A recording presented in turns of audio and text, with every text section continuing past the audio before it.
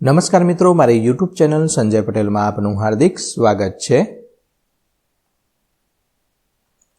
બાળ મિત્રો, આજે આપણે ધોરણ 4 વિષય છે પર્યાવરણ આસપાસ, તેનું પાઠ 16, પાઠનું નામ છે કામનો મહિનો। તેની સ્વઅધ્યયન પોથી જે નવી આવેલી છે તેનું સંપૂર્ણ સોલ્યુશન આજે આપણે આ વિડીયોની અંદર જોવાના છીએ।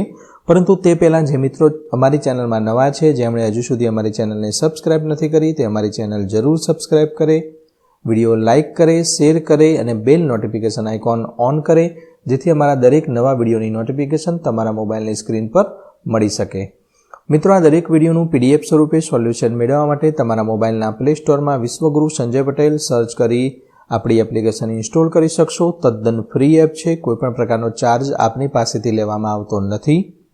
શરૂઆતની સ્ક્રીન આવી જોવા મળશે, તેમાં સ્વઅધ્યયન પોથી પર ક્લિક કરી ધોરણ 4 પસંદ કરી વિષય પર્યાવરણ પર ક્લિક કરતા વિડીયોના ઓપ્શન પરથી તમે વિડીયો જોઈ શકશો અને પીડીએફના ઓપ્શન પરથી તમે પીડીએફ સ્વરૂપે સોલ્યુશન મેળવી શકશો। ખૂબ જ સારી એપ છે, એકવાર જરૂર ડાઉનલોડ કરીને જોજો। ચાલો શરૂ કરીએ સ્વઅધ્યયન પોથી તેનું સોલ્યુશન જોઈએ।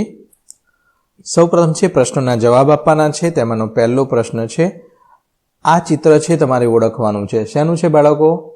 ઓકે, કબૂતરનું। તો મને ઓળખી કહો મારો માળો ક્યાં હશે? તો હું કબૂતર છું, મારો માળો કૂવામાં હોય છે, થોરની વાડ તેમજ મહેંદીના ઝાડ પર હોય છે। પક્ષી માળો કેમ બનાવતા હોય છે? પક્ષીઓ રહેવા માટે માળો બનાવતા હોય છે। ત્રીજો પ્રશ્ન છે, મોર કરતા કદમાં મોટા પક્ષીઓના નામ લખો। તો તેમાં શાહમૃગ અને સારસ છે। ચોથો પ્રશ્ન છે, તમે કયા કયા પક્ષીઓના માળા જોયા છે? ચકલી, કબૂતર, હોલો, કાબર અને કાગડાનો માળો જોયો છે।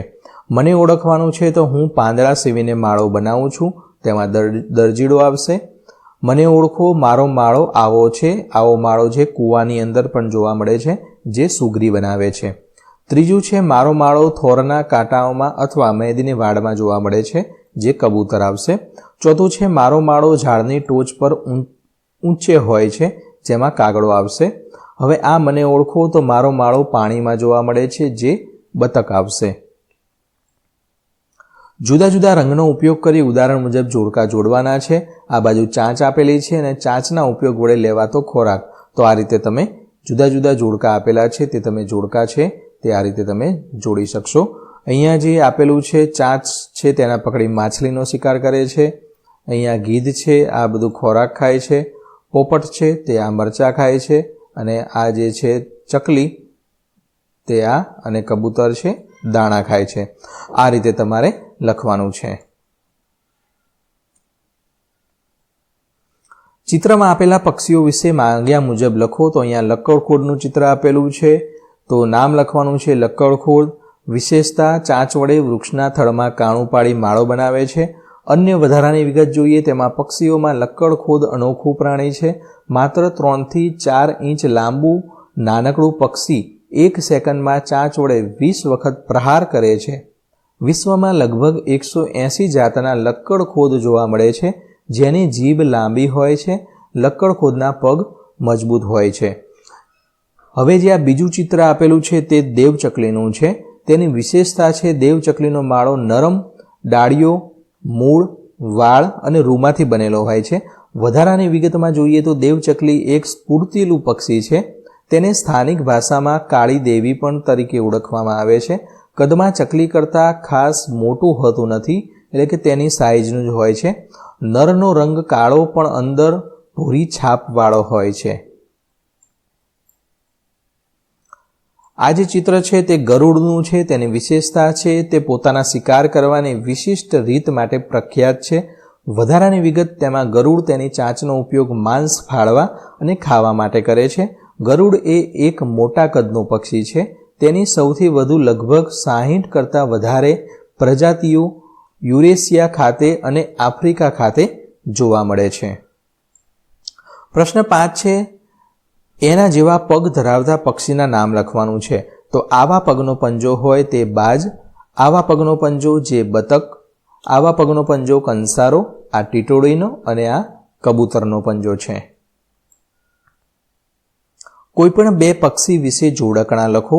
તો પોપટ મારો ભાઈબંધ છે, મારી વાડીમાં આવે છે, મરચાં ખાય, જાંબુ ખાય, સૌને રામ રામ કરતો જાય। ચાંચ મારી ખૂબ તેણી છે, ચાંચની સોય જ વાપરું છું, પાંદડા સીવું છું, ઘર બનાવું છું, દરજીડો મારું નામ છે. નીચેના પ્રાણીઓના દાંત અને તેના ઉપયોગ વિશે લખવાનું છે. તો આ ખિસકોલી છે, તો ખિસકોલીને તેના દાંત અને તેના ઉપયોગ વિશે. તો ખિસકોલીના આગળના દાંત આજીવન વધ્યા કરે છે. તેમણે તેમના લાંબા થયેલા દાંત વડે વસ્તુઓ કોતરવાની હોય છે. આ વાઘ છે, તેના આ દાંત આ રીતે ઉપર અને નીચે આપેલા હોય છે. વાઘના દાંત લાંબા અને તીક્ષ્ણ એટલે કે અણીવાળા હોય છે, જેની મદદથી તે શિકારને સરળતાથી પકડી શકે છે, ફાડી શકે છે અને ટુકડા પણ કરી શકે છે. હવે જે આ છે તે ભેંસ છે. તો ભેંસના આગળના દાંત ઘાસ કાપવા માટે હોય છે. બાજુ પરના દાંત ઘાસ ચાવવા માટે મોટા અને સપાટ હોય છે. આ સાપ છે, તો સાપને વાંકા તીક્ષ્ણ દાંત હોય છે, પરંતુ તે પોતાનો ખોરાક ચાવતા નથી. સાપ ખોરાકને આખે આખો ગળી જાય છે. બાળમિત્રો, આશા રાખું કે આ વિડીયો છે, આ સ્વાધ્યાયન પોથી છે, તેનું સંપૂર્ણ સોલ્યુશન તમને સરળતાથી સમજાઈ ગયું હશે. વિડીયોને લાઇક કરો, તમારા અન્ય મિત્રોને શેર કરો. આ ઉપરાંત આ દરેક વિડીયોનું PDF સ્વરૂપે સોલ્યુશન મેળવવા માટે આપણી એપ્લિકેશન વિશ્વગુરુ સંજય પટેલ તમારા મોબાઈલમાં ઇન્સ્ટોલ કરો. ફરી મળીશું આગળના વિડીયોમાં. ત્યાં સુધી આવજો.